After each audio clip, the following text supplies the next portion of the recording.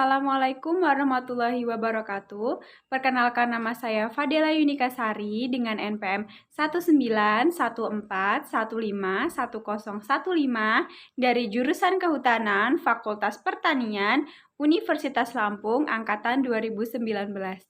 Kali ini, untuk memenuhi tugas mata kuliah Hidrologi Hutan, saya akan menampilkan sebuah jurnal dengan judul Alih Fungsi Lahan dan Curah Hujan terhadap Perubahan Hidrologi Subda Samin. Selamat menyaksikan. Jurnal ini ditulis oleh Nining Rahayu, Sutarno, dan Komariah, diterbitkan pada tahun 2017 dengan volume pertama, nomor 1, halaman 13-20, diterbitkan oleh Agrotech Press Journal. Subda Samin sendiri merupakan suatu kesatuan wilayah. Wilayah tersebut merupakan wilayah daratan sungai beserta anak-anak sungai yang terletak di wilayah administrasi berbeda, yaitu pada bagian hulu terletak di Kabupaten Karanganyar dan pada bagian hilir terletak di Kabupaten Sukoharjo. Sebagian besar wilayah Subda Samin ini merupakan kawasan pertanian. Hal tersebut menunjukkan bahwa sebagian masyarakatnya merupakan masyarakat petani. Jurnal ini dibagi menjadi 4 bagian atau 4 bab. Yang pertama yaitu pendahuluan, dan yang kedua adalah metodologi penelitian, yang ketiga yaitu hasil dan pembahasan, dan yang terakhir adalah kesimpulan.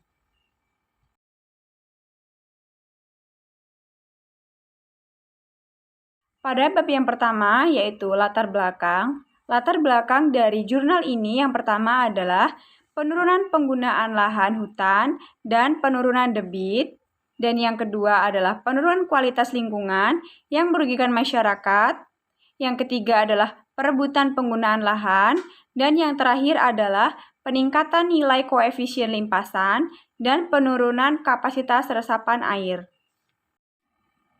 Peningkatan jumlah penduduk membuat Subda Samin menghadapi 2 permasalahan yang sangat terkait, yaitu perebutan penggunaan lahan dan ketersediaan sumber daya air. Beberapa menyatakan bahwa alih fungsi lahan di daerah Sukoharjo berdampak pada peningkatan nilai koefisien limpasan dan menurunkan kapasitas resapan air. Hal tersebut jelas menunjukkan bahwa pada Das Citarum, penurunan penggunaan lahan hutan dan peningkatan lahan terbangun, serta penurunan debit minimal adalah debit tahunan sebesar 19,44%.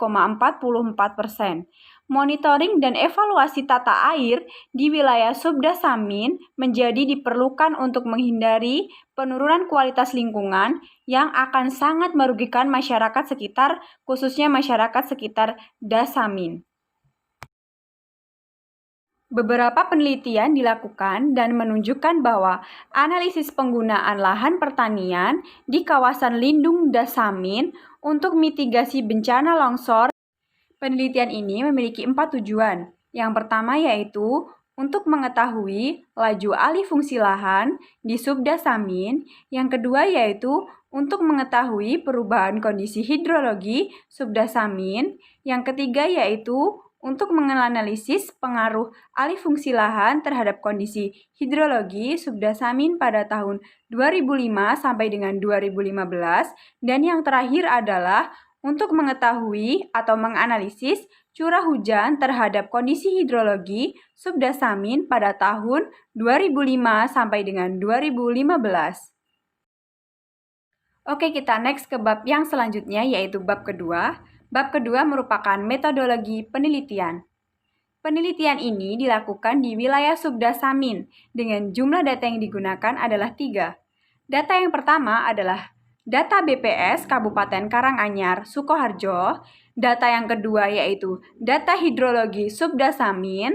Yang ketiga adalah data curah hujan Karanganyar, Sukoharjo. Penelitian ini menggunakan metode polygon tesin dengan waktu penelitian yaitu kurun waktu bulan Maret sampai dengan bulan November. Kemudian parameter yang digunakan alih fungsi lahannya adalah pemukiman, yang kedua sawah, yang ketiga kebun, yang keempat telagan, dan yang terakhir adalah hutan. Untuk parameter hidrologi subdas yang digunakan adalah pertama debit tahunan, yang kedua koefisien regim sungai atau KRS, dan yang terakhir adalah koefisien limpasan atau C. Oke, kita lanjut ke bab yang ketiga yaitu hasil dan pembahasan. Hasil yang pertama yaitu Subdasamin. Nah, wilayah administrasi Subdasamin meliputi 4 daerah. Yang pertama yaitu kecamatan di Kabupaten Karanganyar dan kecamatan di Kabupaten Sukoharjo. Kecamatan Kabupaten Karanganyar terdiri dari Kecamatan Tawangmangu, Kecamatan Ngarsoyoso, Kecamatan Jumantoro, Kecamatan Jaten, Kecamatan Jatiyoso, Kecamatan Jumapolo, Kecamatan Matesi, Kecamatan Kurangpandan, dan Kecamatan Karanganyar itu sendiri. Nah, untuk 5 kecamatan di daerah Kabupaten Sukoharjo itu terdiri dari yaitu Kecamatan Polokarto, kemudian Kecamatan Bendosari, kemudian Kecamatan Mojolaban, dan Kecamatan Grogol, serta Kecamatan Sukoharjo itu sendiri. Lalu, sebenarnya apa sih DAS? Nah, DAS itu sendiri merupakan daerah aliran sungai, di mana wilayah daratan yang merupakan satu kesatuan dengan sungai dan anak-anak sungainya, fungsinya adalah menampung dan mengalirkan air secara alami yang berasal dari curah hujan menuju danau atau laut yang secara alami pula, di mana batasan di daratnya merupakan pemisah topografis dan di batasan lautnya merupakan daerah perairan yang masih sampai dengan daerah perairan yang terpengaruh oleh aktivitas daratan. Nah, Subdasamin sendiri merupakan bagian dari subdas yang bagian dari das menerima air hujan dan mengalirkannya melalui anak-anak sungai ke sungai yang utama. Jadi, das atau daerah aliran sungai sendiri merupakan daerah yang menampung air dan mengalirkannya ke anak-anak sungai utama, kemudian ke sungai utamanya. Kemudian yaitu terlihat pada gambar yang pertama bahwa kerapatan drainase merupakan panjang sungai yang dimiliki suatu das dibagi dengan luasnya. Yang kedua yaitu kerapatan drainase memiliki korelasi dengan laju air larian, jumlah air larian, laju presipitasi, bentuk das, dan tipe lautan atau tipe batuan. Kemudian yang ketiga adalah kondisi hidrologi dapat dipengaruhi oleh iklim, geomorfologi, karakteristik topografi, penggunaan lahan, dan jenis tanah. Kemudian terlihat pada gambar yang kedua yaitu peta jenis tanah Subdasamin. Nah, itu yang sebelah kanan merupakan bagian hulunya dan yang sebelah kiri merupakan bagian hilirnya.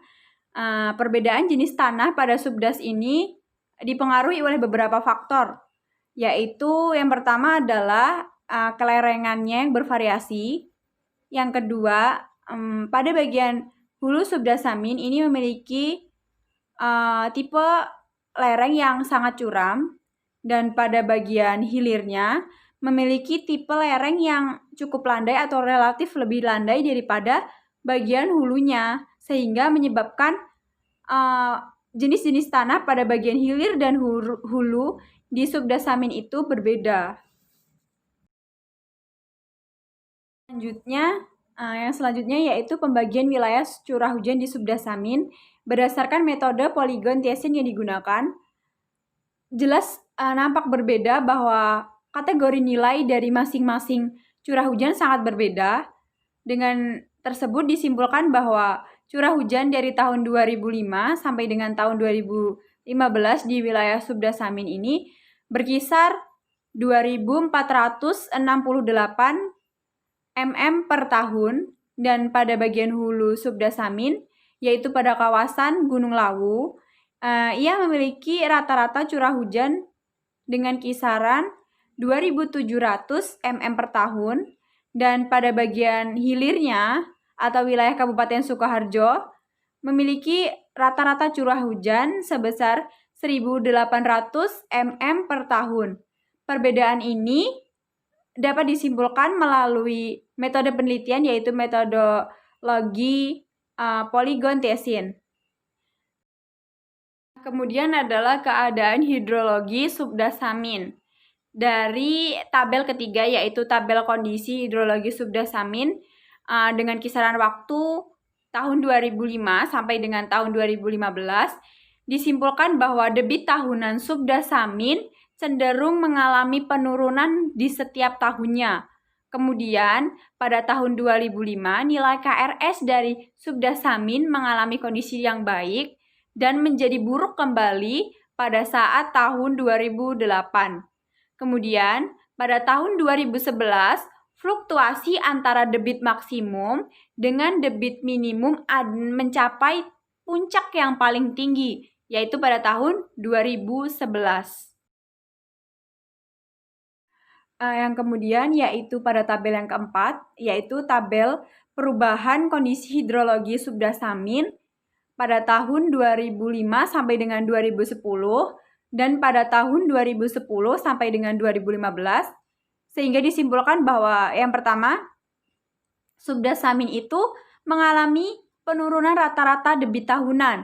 Kemudian nilai CV dari debit itu secara harkat tetap jelek, secara angka meningkat, dan nilai koefisien limpasannya secara harkat tetap termasuk kategori sedang, tetapi secara angka termasuk kategori yang menurun.